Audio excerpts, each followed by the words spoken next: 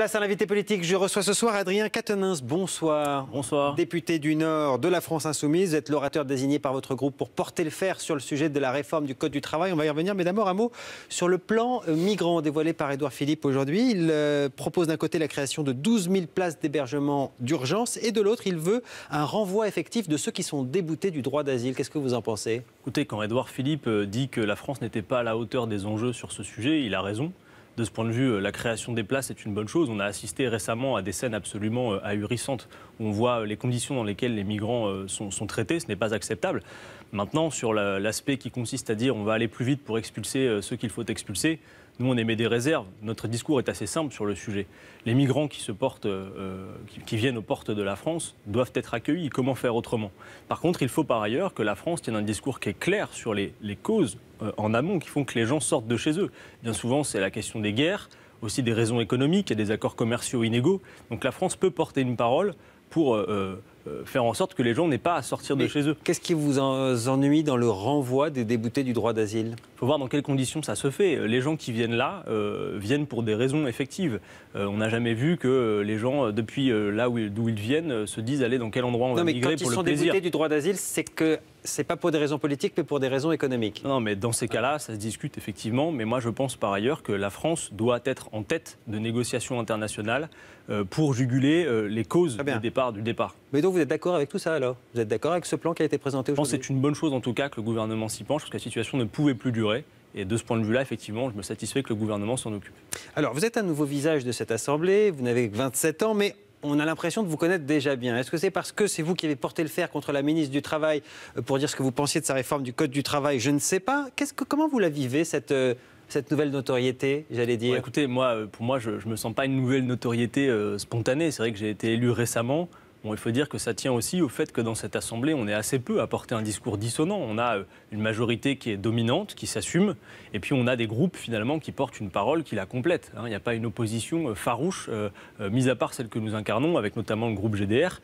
Mais donc voilà, je pense que clairement... Quand vous êtes moins nombreux, il faut faire plus de bruit, c'est ça qu'on vous a dit? C'est ça la consigne? Non, ce n'est pas une consigne, c'est que de fait, si on veut se faire entendre, il faut qu'on essaye de ciseler le verbe correctement. C'est ce que j'ai essayé de faire pour ma part. Et en tout cas, j'observe que nos interventions sont suivies attentivement dans l'hémicycle et je m'en satisfais. Alors, vous êtes censé être l'incarnation d'une nouvelle façon de pratiquer la politique à l'Assemblée, sauf que vous avez porté plus d'une centaine d'amendements, la plupart de forme. Vous refusez les ordonnances. On sait très bien qu'Emmanuel Macron veut passer par ordonnance. Il a même été élu avec l'accord des Français pour ça. Donc, c'est ce qu'on appellerait en langage de l'ancien monde de l'obstruction. Ça ne vous dérange pas d'arriver à 27 ans, de commencer par l'obstruction parlementaire? Non, justement. Moi, je pense que ce que nous faisons précisément sur cette réforme n'est pas de l'obstruction, M. Gueldi, dans la mesure où là, on a une réforme qui est proposée au beau milieu de l'été, avec des parlementaires, c'est mon cas, qui sont novices. Nous avions amendé le texte sans disposer des moyens pour le faire, pas de bureau, pas de collaborateurs. Donc là, on fait juste notre travail de parlementaire. Amender un texte, c'est quand même la moindre des choses. Alors après, le gouvernement veut aller vite. Il nous impose une course de vitesse et on a bien compris pourquoi. Mais nous, l'enjeu, c'est de faire en sorte que le débat puisse avoir lieu. 130 amendements. Les 130 amendements, j'y viens.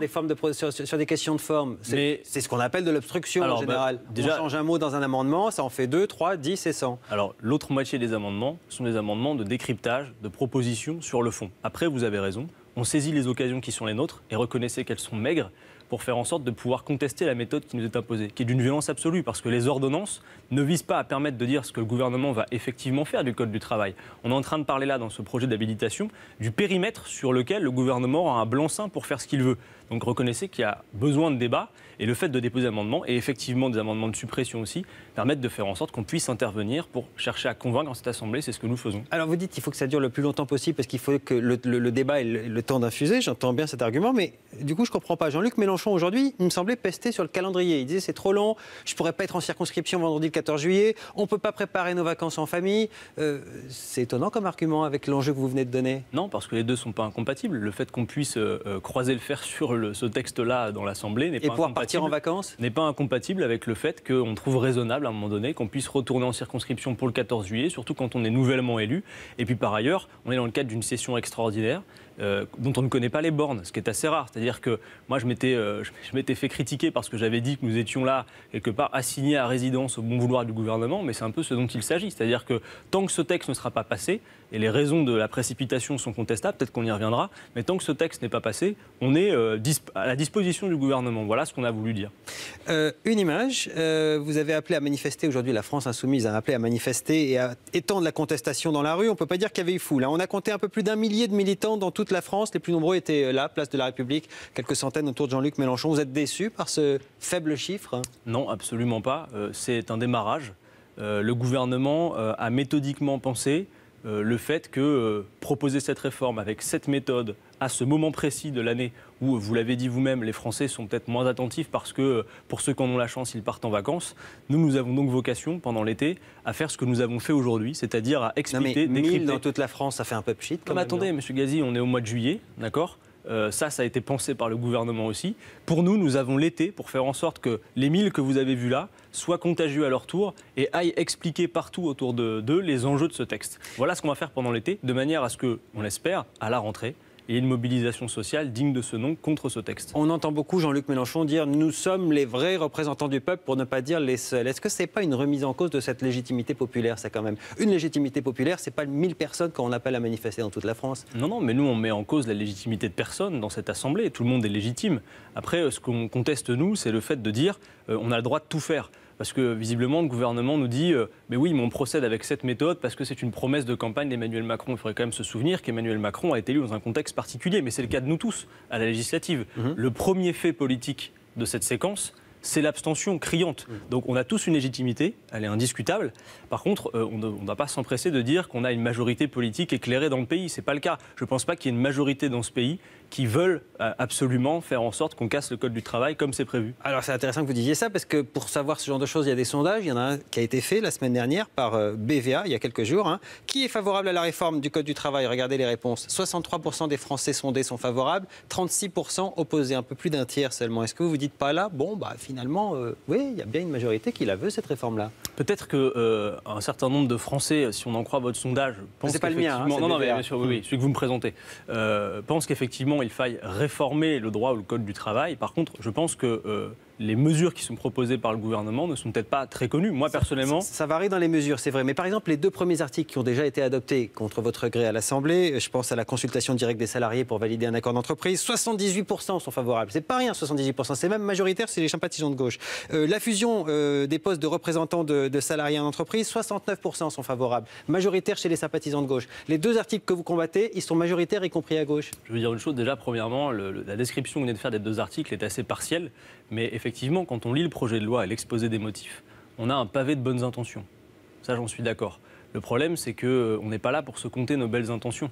Ce projet de loi permet au gouvernement de faire ce qu'il veut sur l'ordre juridique et social de 18 millions de salariés du privé. Je prends juste un exemple. Vous parlez de l'article 1 et de l'article 2, j'y viens juste un court instant. L'article 1er, c'est un article qui, contrairement à ce que la ministre nous dit, sacralise l'inversion de la hiérarchie des normes. C'est-à-dire qu'on fait de l'accord d'entreprise la règle et l'accord de branche l'exception. Dit autrement, les salariés ont leur mot à dire, cette fois-ci au sein de l'entreprise et non plus au niveau de la branche. Sauf que c'est une négation absolue, c'est ce que j'ai dit lundi, c'est une négation des rapports de force qui existent dans l'entreprise. Je ne dis pas, par ailleurs, que l'entreprise ne soit que le cadre d'un rapport de force. Mais prétendre que le dialogue social se fait d'égal à égal au sein d'une entreprise, c'est absolument faux. Il y a un lien de subordination entre l'employeur et le salarié, il est incontestable, et l'entreprise est aussi, pas que, mais aussi, le lieu où s'exprime un rapport de force entre des acteurs économiques qui ont des intérêts divergents. Et le dire, c'est pas être sectaire ou dogmatique, c'est analyser raisonnablement les faits pour pouvoir les travailler. Par ailleurs, je termine juste sur ce point, je rencontre des entrepreneurs, je rencontre des chefs d'entreprise, tous, M. Guelzi, me disent qu'ils ont un problème avec les carnets de commandes, qui se remplissent difficilement, voire qui se vident tout simplement. Aucun n'a jamais évoqué avec moi la question du droit du travail ou du code du travail. Et le quinquennat précédent a été celui où on a ouvert des brèches, on a permis de flexibiliser davantage. Nous n'avons pas vu, jusqu'à preuve du contraire, que ça a créé de l'emploi. Donc, si vous voulez, la motivation même de ce type de projet de loi me semble contestable.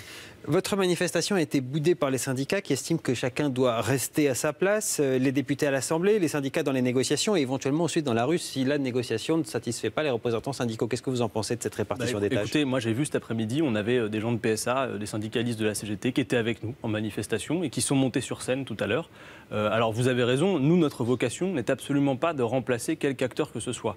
Et par tradition, nous avons toujours été dans les mobilisations derrière les syndicats et nous le ferons encore à la rentrée. Mais il nous a semblé qu'au moment où nous étions en train de faire ce que nous faisions à l'Assemblée... Ils sont eux-mêmes en train de discuter, ils n'ont pas encore appelé à manifester. Mais justement, attendez, moi, membre de la Commission des Affaires sociales, j'ai eu l'occasion, la première semaine, dès mon arrivée à l'Assemblée, de faire l'audition et de la ministre et des représentants du patronat et des syndicats. Et je peux vous dire que le cadre de la contestation, eux-mêmes disent que c'est un peu limite. Mais juste, je termine sur ce point. À la rentrée, nous serons derrière les syndicats. Il nous a juste semblé aujourd'hui, au milieu de l'été, au vu du travail que nous menons à l'Assemblée, il faut que l'Assemblée nous serve aussi de caisse de résonance. Les débats ne doivent pas rester cloisonnés.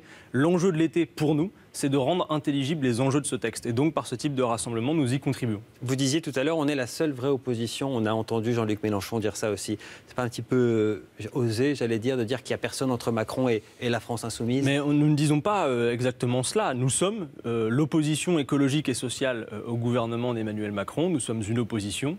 Elle est très claire. Nous avons notamment eu l'occasion de travailler avec le groupe communiste GDR dans le cadre de ce projet de loi. Après, honnêtement, vous avez dans l'Assemblée des groupes qui se prétendent d'opposition, qui de fait sont des alliés objectifs de la majorité. Je ne sais pas si vous avez vu les Constructifs, dont leur chef a été élu sans adversaire d'Emmanuel venant d'En Marche devant lui, et qui au dernier moment dit « nous sommes de l'opposition ». Honnêtement, leurs interventions dans l'Assemblée ne doivent pas trop inquiéter la majorité. Avec une opposition comme ça, on n'a pas besoin d'ennemis. Un mot sur la France insoumise, qui était un mouvement à la base pour porter la candidature de Jean-Luc Mélenchon à la présidentielle. Aujourd'hui, elle doit se transformer en parti. Et si oui, comment? Alors, je ne pense pas qu'elle se transformera en parti politique. C'est vrai que vous avez raison, quand nous l'avons créée, c'était d'abord et avant tout pour mener la séquence politique qui vient de s'achever avec les législatives. Mais dès février 2016, nous avions dit qu'après l'élection présidentielle et législative, les signataires du mouvement, ces participants, auraient à décider de ce qu'il conviendrait de faire, pérenniser ou pas l'outil, et si le pérenniser, qu'en faire? Nous allons avoir des rendez-vous prochainement qui vont décider de cela. Il y en a un à l'été, puis il y en aura un au mois d'octobre. Et effectivement, ça se discute. Certains sont pour une forme de structuration plus particulière.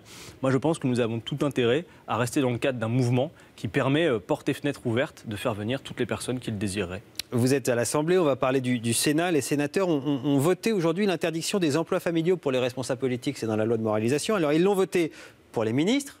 Ils ne veulent pas que les ministres puissent employer des membres de la famille. Ils l'ont voté pour les responsables d'exécutifs locaux. Ils ne l'ont pas voté pour eux-mêmes, pour les parlementaires. Qu'est-ce que vous en pensez? C'est absolument irresponsable. Il y a une telle défiance dans le pays vis-à-vis du politique qu'on ne peut pas se permettre ce genre de comportement.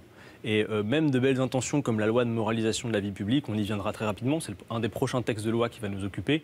Je pense qu'on ne peut pas rester au milieu du gué sur ce type de réforme. Il faut aller vraiment au bout du chemin, parce qu'on ne pourra pas aller d'élection en élection en pérennisant un système qui est vraiment à bout de souffle. Nous avions proposé par exemple à M. Bayrou d'intégrer dans son projet de loi le droit de révoquer les élus. Ça nous semble être un moindre mal et le minimum, c'est-à-dire faire en sorte que les électeurs, dans une proportion qui serait suffisante, doivent pouvoir décider si un élu est ou pas dans la feuille de route sur laquelle il s'était engagé, s'il est exemplaire ou pas, et ça obligerait un petit peu les élus à l'exemplarité. En tout cas, nous aimerions pouvoir nous l'appliquer, et donc certainement, nous en ferons la proposition lors du passage de cette loi. Je le disais, ça s'est passé au Sénat, c'est peut-être pas exactement un hasard. Vous avez le sentiment qu'il n'y a pas assez de moins de 30 ans élus au Sénat aujourd'hui pour porter ces idées nouvelles dont vous dites qu'elles sont des idées nouvelles? Mais je ne sais pas si les idées nouvelles tiennent à la jeunesse des personnages qui les tiennent, parce que moi, dans cette Assemblée, depuis maintenant 2 semaines, j'entends des personnes qui ont mon âge, qui sont jeunes, qui ont un discours qui est très très vieux et qui est poussiéreux même, j'ai envie de le dire.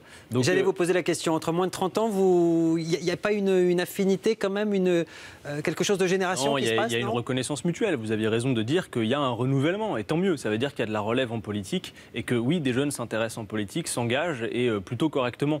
Après, pour moi, ça ne tient pas uniquement à notre âge, ça tient au discours qui est porté. Et c'est sûr que réciter les mêmes discours que les anciens, c'est les imiter et ça n'a pas d'intérêt. Il faut un renouvellement aussi dans les idées. Merci en tout cas Adrien Quatennens d'être venu répondre à nos questions ce soir.